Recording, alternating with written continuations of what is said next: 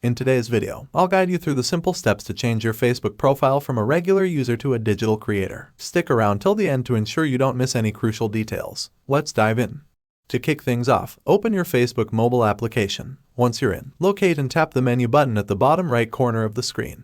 Next, tap on your name at the top of the screen. This will take you to your profile where the magic happens. Tap on those three little dots at the right-hand side of the screen. A menu will appear. Go ahead and select Turn on Professional Mode. A brief explanation about Professional Mode will pop up. Feel free to read through it if you're curious. Once you're ready to proceed, hit the Turn On button.